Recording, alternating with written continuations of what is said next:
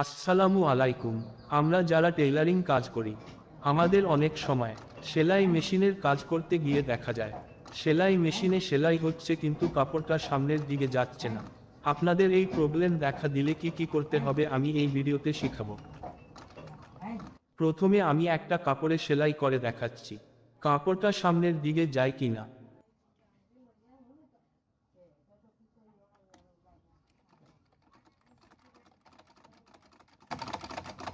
এবার আমরা দেখতে পাচ্ছি কাপড়টা সামনের দিকে যাচ্ছে না।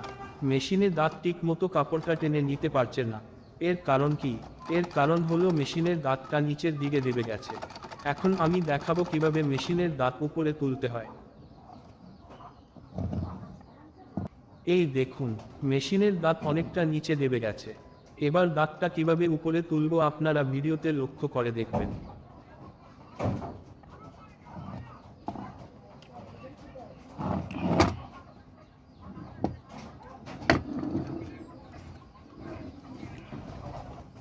এই যে দেখছেন, মেশিনের নিচে একটা নাট আছে।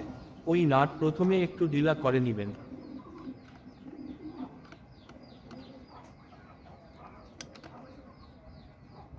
তারপর নিচের দিকে একটু চাপ দিয়ে দাঁত উপরে তুলতে হবে।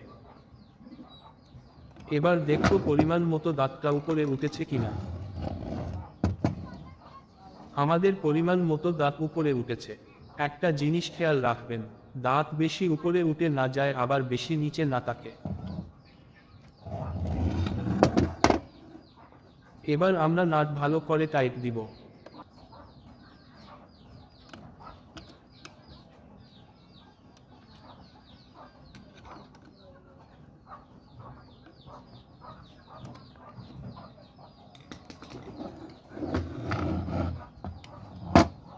এবার একটা কাপড় দিয়ে পরীক্ষা করে দেখব কাপড়টা সামনের দিকে যায় কিনা।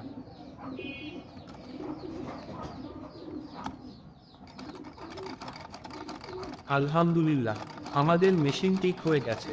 কাপড়টা সামনের দিকে যাচ্ছে। এভাবে আপনারা নিজে নিজে আপনাদের মেশিন ঠিক করে নিতে পারবেন। এরকম টিপস আরও পেতে এই পেজ ফলো দিয়ে রাখবেন। ধন্যবাদ।